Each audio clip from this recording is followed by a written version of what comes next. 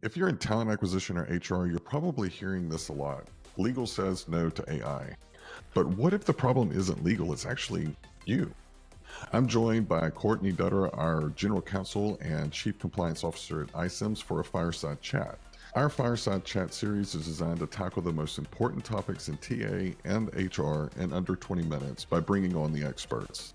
We are so fortunate at iCIMS to have Courtney and her legal team, and what she reveals in this episode might completely change how you think about legal's role in your own AI journey. And don't worry, she's not just talking to TA and HR. She has a special message for other legal teams and organizations struggling and trying to figure out, what do we do with AI? If you want to move your AI strategy forward, both sides are going to need a little bit of work, and Courtney's going to tell us how to do it. Let's jump in.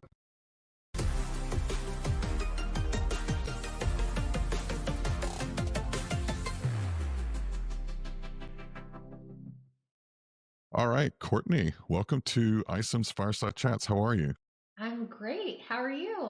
I am doing great. So, in our Fireside Chat, we try to cram as much information as we can in a very delectable way in 20 minutes. And when you and I were talking, whenever I first joined, you popped this topic, and I was like, oh my gosh, we have got to talk about this. So, I want to just dive right in and let's just start unpacking it. So, Sure. when I know for me, whenever I talk at conferences about AI, one of the biggest obstacles that I hear, of course, is about legal department saying no. And you actually shared a story where you were at a similar conference and got some really interesting learning. So what are you finding? What's the real reason why most legal departments tell TA no on AI? So I think it comes down to two things. One, AI is moving so quickly and the regulations are very fast. And so lawyers by nature, we're here to protect the company. We're here to manage risk. And so in some respects, it's easier, for lack of a better word, to say no. And when I was at that conference and I'd shared the story with you, I was really surprised because we were in this room with a bunch of technology attorneys, lawyers who work at technology companies, and they were taking a poll and they were raising hands and to say like who's using AI in hiring, who's maybe exploring it, and who's just saying no altogether. And about a third of us had said yes, about a third quarter of the people said we're looking at it, and then the rest of the room was saying like definitively no. And my assumption going in was, well, maybe they just don't get it, maybe they don't understand the technology, maybe they're just scared. And but I found that there were a couple attorneys that I had previously chatted with who had also raised their hand, and I knew they knew about AI. I knew they weren't scared because I had had the conversations with them before. So I purposely went and sought them out and asked them more about like, what is it? Why? Why are you saying no? It was really interesting because they shared that in their particular cases, and these were three completely different companies, that they had found that their business counterparts weren't advocating internally enough to use AI. They were talking about it, but they weren't really pushing their legal counterparts to help them find a path forward with AI. And so it was just easier to say no because it's risky. There's some risk involved with it. And there are other things that they can concentrate on and everything else. But they did say if we got pushed by our TA counterparts or our CIOs or our CFOs, we would have to look at it. We would be in that middle bucket where we would be evaluating how we say yes. We just haven't had to do it yet. And I thought that was really, really interesting. That is fascinating, and it's so funny. I love I love how you take the data and just that you can't fight that lawyer in you. You have to go and dig in and go, what's going on here? I Right. love that, and the audience is going to definitely benefit on that. So what I'm hearing is that TA is saying we need AI, but because the business is not advocating and pushing it, and probably because TA is not pushing it with legal feels okay with saying no. If we flip that, and let's say I'm a TA advisor or TA leader, and I need AI, I see the power, and I'm looking at some of the ROI that competitors are getting out of the process. What's your advice for me to going and making a case? No pun intended. So, two things. One, helping your legal counterparts understand what's your business objective, and also what is the ROI? Because truly, we're managers of risk. If we, on one hand, are saying, okay, here's the risk associated with potentially using AI in hiring or in TA, but here's the ROI and the business case around it. And if those two things balance out where you can actually get comfortable using the AI, you should do it, because otherwise you're a hurdle to your business. You are inhibiting the business from moving forward. And so it's paramount for our TA leaders to be able to demonstrate that ROI, to be able to talk about the business cases, whether that's you can expand your top of the funnel from what it is today to X more because you're able to reach more candidates, or you're able to speed your time to hire or your time to first interview, or whatever the case may be. Being able to bring that to your legal counterparts to say, like, this is why this is so important for our business. Because not for nothing, your legal teams are also people who hire within the business. Right. When I have an opening on my team, I want that role filled as quickly as possible, but I also want it filled with the best possible candidate. And if AI can help me do that, why would I want to stand in the way of that if I can get comfortable with the various risks? The other piece that is helpful, because I think it helps demonstrate that your TA leaders actually get it, is to bring at least even a basic level of understanding of, you've done some diligence on the vendor. You know what type of data they're going to be using. You know that maybe they have responsible AI practices, policies, guidance that's out there. Do they go through different assessments? Do they have a certification? What do they have that's giving you comfort that you're not just turning on AI with some random vendor who's going to take all your personal data and use it for their own training purposes? You don't want to do that. Of course not. But if you can show to your legal team that you at least you get it and you've done some of the work, they're going to take you so much more seriously, and they're going to spend the time to try to find that path forward for you. That makes sense. And so if I'm evaluating a vendor, I mean, correct me if I'm wrong, at least in my experience, most of the time the good ones led with that. Here's how we protect the data. Here's our, I mean, I didn't really look at well, I take that back. I looked at a couple that had AI and they were very forthcoming with, these are the parameters. This is kind of the framework. That's probably where we should start as a practitioner, right? Kind of Right. digging into that. Absolutely. You know, having vendors, to me, vendors that have AI policies or codes of conduct, even AI addendums that they've already crafted, those give me far more comfort when I'm on the procurement side of the house than those who maybe just happily accept yours. I always get very wary of vendors who will just sign off on anything you put in front of them, because it makes me feel like you probably didn't read it. And if you Right. did read it, you probably still can't comply with it. Where I would much rather have a vendor who has a robust practice and knows what they can and can't do and can help explain why their position is that way, because then I know they've at least thought that through. They've gone through the iterations of why they are putting together the policy or the addendum that they're putting in front of their customers. And so it's certainly something that we look for on our side when we're looking at bringing AI vendors into the business. And two, I think, flipping the side to more of the vendor, I think it's kind of a responsibility of ours to help educate our clients and Absolutely. prospects on the full land. I'm not going to I hate using the word landscape now because it's so overused by AI, but that's the best word. Yeah. Like really kind of educating them on, here's some of the parameters that you need to be considering. I think the good vendors will do that naturally, Yes. kind of take that strategic approach. So, question for you. How in the world do you keep up with all of the regulatory updates? Because it's unreal with AI. In some ways, it's too much. And in some ways, there are some serious gaps. Like, if I'm a TA, CHRO, or C suite, what's some advice? Like, where do you get your knowledge from? Yeah, you're right. It is a little bit like hanging on to the side of a roller coaster that it has yet to find its stopping point, and it can be very overwhelming. But you know, On my side, thankfully, I have a team. It's not just me who is responsible for this, which is good. But we've found opportunities, whether it's through our own professional networks. I'm in a number of different professional networks that are fabulous and do a wonderful job information sharing across the group. But there are also a lot of different associations out there, like an Association for Corporate Counsel, or the IAPP does a great job at providing newsletters, whether it's daily or weekly. You can kind of configure it accordingly, that brings it to your inbox. And so you're not out there searching for this stuff. You can find a way to actually get it delivered to your inbox itself.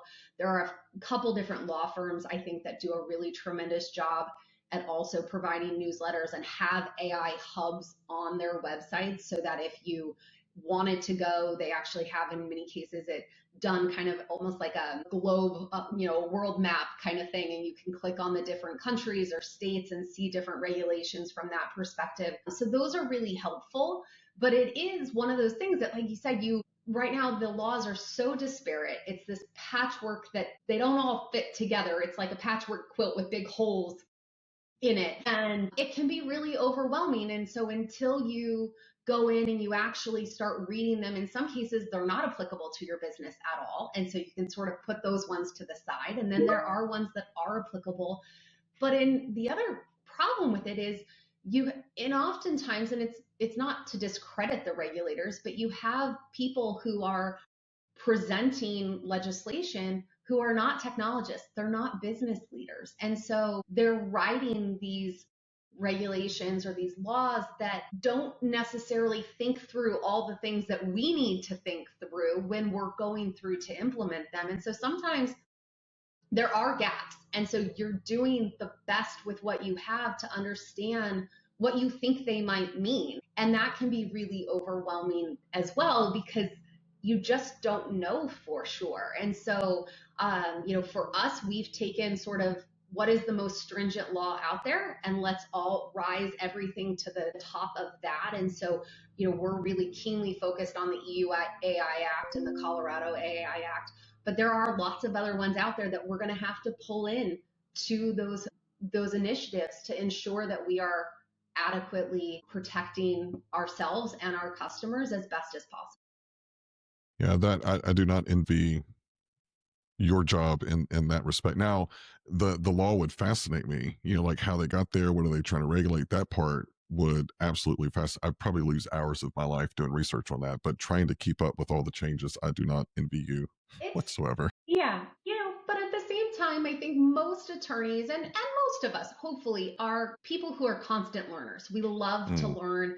We like to be able to really get down deep and understand what's going on in the world. And so this is an opportunity for us to really re-educate ourselves around an area of technology that I think, if you look back 3 years ago, most attorneys probably weren't saying, oh, I'm an expert in AI, or probably didn't even use AI. And so those of us who are really, growth mindset oriented should be seeing this as an opportunity to get to learn an entirely new area of technology that we didn't get an opportunity to do much in previously. And so it can be overwhelming, but, got to kind of flip our mindset a little bit. Yeah, I like that. Keep it at least as something new and something fresh, right? Yeah, exactly. That's awesome. And one piece of advice, I know you and I have talked a couple of times about, in the process. So let's say you are a TA leader and you're trying to bring in AI, whether it's a tool or a process. I think, you and I have commiserated that the worst thing in the world to do is to bring legal and compliance in on the tail end of a project and then scoring them for going, okay, we're going to have to kind of roll all of this back. So, I mean, your advice, correct me if I'm wrong, but your advice is get legal partners involved early on, kind of let them go through the journey. That's kind of your preference, right? Absolutely, particularly in AI and in the TA space. You know that your legal team and your privacy and compliance teams and your security teams, they're going to have questions. And so the worst case scenario would be you don't bring them in. Potentially, in some cases, you may even sign a contract without bringing them in, depending on the spend. And then after the fact, they prevent you from rolling it out because now they're aware of it. That's like the worst case scenario. I mean, you just gave me a serious case of acid reflux when you said that. I'm like, who would do that? We've seen it happen. I think I've done it And once. If I'm being honest, I think I did it one time. But yeah, but sometimes people make mistakes. You don't fully think it through, and so ideally, you're bringing us in at the front of the process because, and it's not just legal. Like I said, it's your privacy counterparts understanding what they're doing with the data, what type of data is involved. Your security counterparts making sure that if they have data, how are they protecting it? How are they making sure that the things they're saying they're going to do are actually being done? And giving all of those counterparts comfort that this is really the right thing to do for the business, that will hopefully smooth the process over so that, yeah, will it add a little bit of time to maybe your procurement process because you've added some additional complexities in?